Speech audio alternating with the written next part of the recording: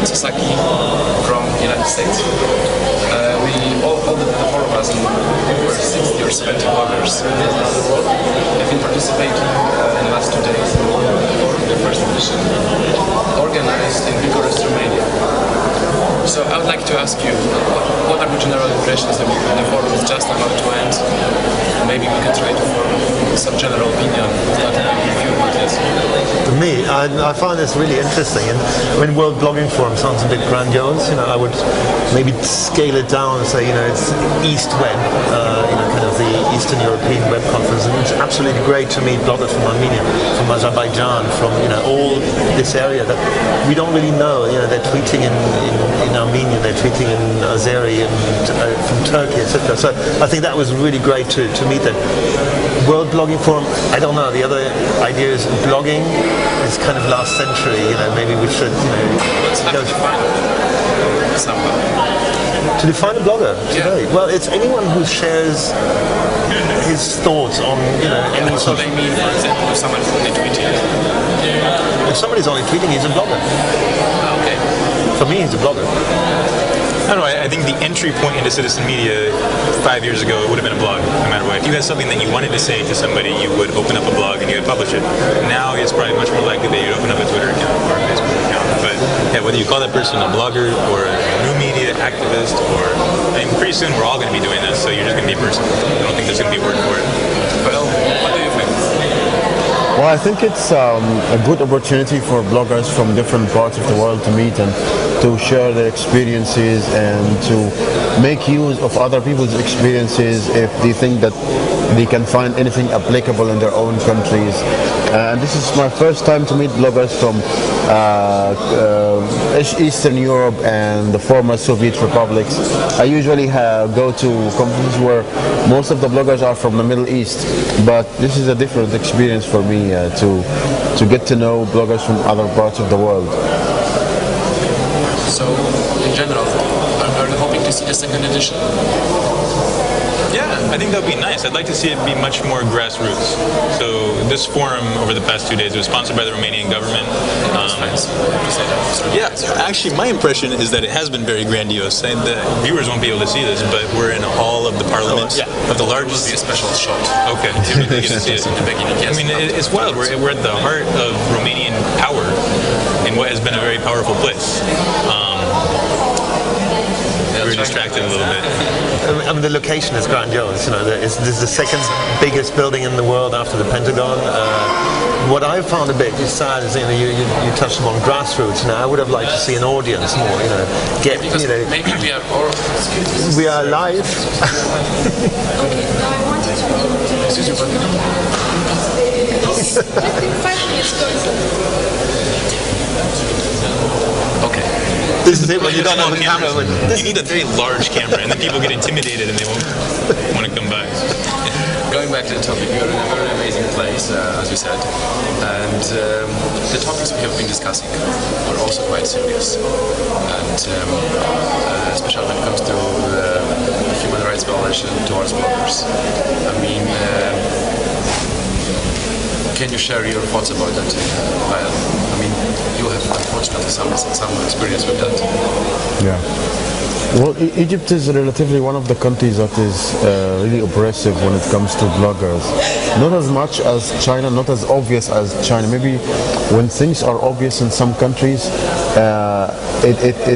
it's easier for the bloggers there to talk about what they are facing. But in some countries that pretend to be free and pretend to have freedom of expression, it's a little bit harder, because what astonished me when I came to this conference is that I found that a large number of the bloggers present here, they have no idea that this is the situation in Egypt.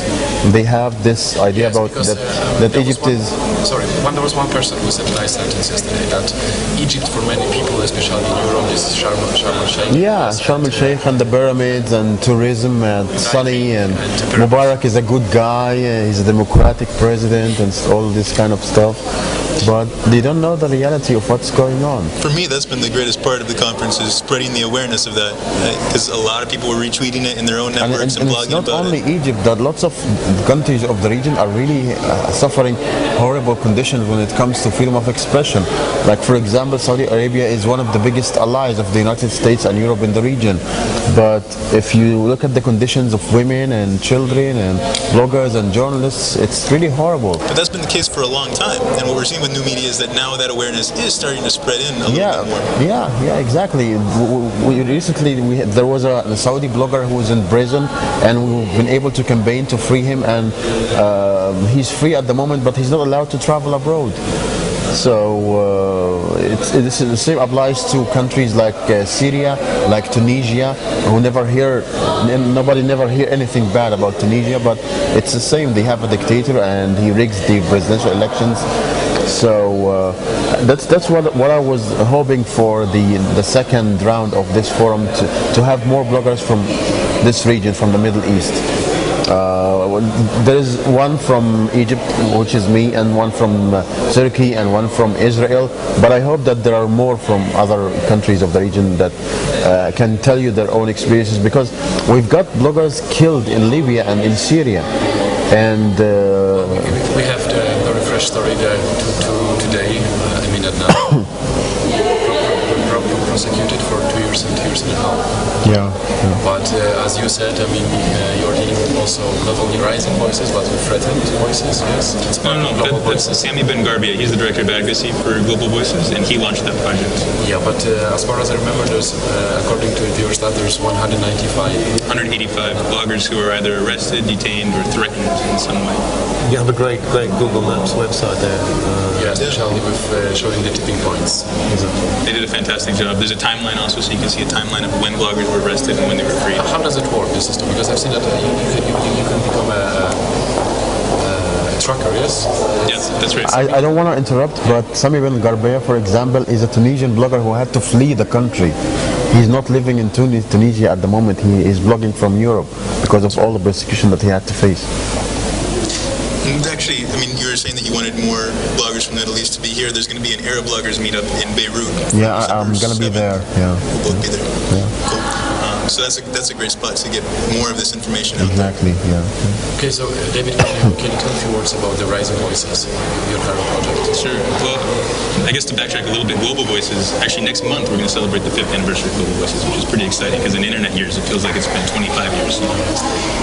So when we started Global Voices, which is an online aggregator, curated editorial aggregator of bloggers from all around the world, we came across 3 big problems. There was censorship, which is something that we talked a lot about today, and so we launched advocacy and threatened voices, which we had mentioned. And then there was a problem of multilingualism. Everything that we were publishing on Global Voices at the beginning was all in English. So it was only accessible to English speakers, which is a very narrow percentage of the population. And so we launched the Lingua Project, which translates Global Voices content into 18 different languages now, including some that I know there's Malagasy from Madagascar, which gets a lot of press, Swahili, and now we're starting to do a lot more Russian content. And the third obstacle is that most bloggers in the world that we were covering during the first 2 or 3 years tended to be based in upper to middle class neighborhoods in urban capitals around the world. And we weren't hearing much from people who live in the rural countryside or from the poor neighborhoods in large cities. And so we wanted to make the global conversation a little bit more representative of what the global population is like. And so with the support of the Knight Foundation and OSI, we started Rising Voices, which gives small micro grants up to $5,000 to groups who want to do training programs, new media training programs in communities where there aren't many bloggers right now. So this is a quite nice mixture we have today, because you're actually empowering blogospheres, different communities. You have problems in your country, and you're dealing with the big shots actually. I'm dealing with the big shots. I'm dealing with the corporations. The guy in the suit. The guy in the suit. I thought I should represent. The World Economic Forum is one of the most exclusive conferences in the world, and has spawned the anti-globalization movement in part. early 2000s. We remember the pictures of demonstrations, etc., etc. And of course, the World Social Forum in Porto Alegre. But I think there has been, some opening. Already there was a video bridge between Porto Alegre and Davos back then. But now, actually, with social media, what we're trying to do is open this very private meeting, which is still a very private meeting, but open it to as many people as we can through the use of social media, through YouTube, through Twitter, and really through Facebook. Really get engagement, from the general internet users. Part of the talks we have. Is actually touching the social media or internet. I guess it's rising because the internet is becoming the more in Davos at the annual meeting we're trying to cover everything, and not only social media. It's not an internet conference, it's absolutely not. It's traditional companies, it's traditional corporations, but we're trying to cover every single aspect, from pandemics to the economic situation to social media. I mean, there's one idea, we're floating this year. We want to have a crowdsourced social media panel. So basically, getting input from the internet users on who do you want to see on the panel, what are the questions. One problem with this, at least a problem that I've had, is that the most innovative crowdsourcing attempts of trying to get more participation always has to do with social media. And so it's I think it'd be much more interesting to have it be on corporate transparency, for example, try to get more grassroots participation that way. In a way, but this is how Davos, I think. Davos is kind of a university where CEOs come to learn new things, and for the past 2 years we had a YouTube video corner at the Congress Center where we basically wanted to have this two-way video conversation that participants in Davos replied to videos from the community.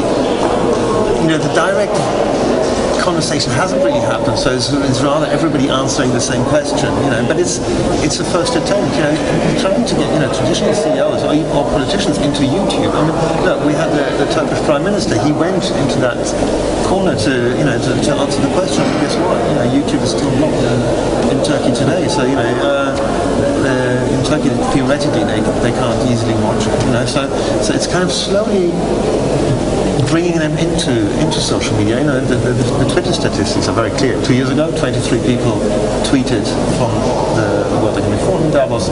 This year, 60 plus, and next year, in January, I think it will be over 200. And we're not talking about media journalists, we're talking about participants. And they're sitting right in there, and they're telling you exactly what they think about the session, etc. So it's immediate feedback that you get from the participants is absolutely amazing. So slowly, you have the traditional, the CEOs, they're going into social media. Before we jump to the rest of the discussion, could you please explain in few words what has happened to you, the whole situation of blocking onto Facebook accounts bloggers in Egypt, they don't really have money to spend on having their blogs hosted in independent hosts, so they use the free services. I am one of these people, and I have to upload my videos to YouTube, my pictures to some website. My blog is hosted on a French host. This in a way makes it more popular because YouTube has a lot of people there, and with proper tagging you can get a lot of viewing to your videos. My videos, for example, were seen by over 30 millions on YouTube. So, but the thing is, people can flag your video and say that it's inappropriate. And this is what happened, or maybe something more. I don't want to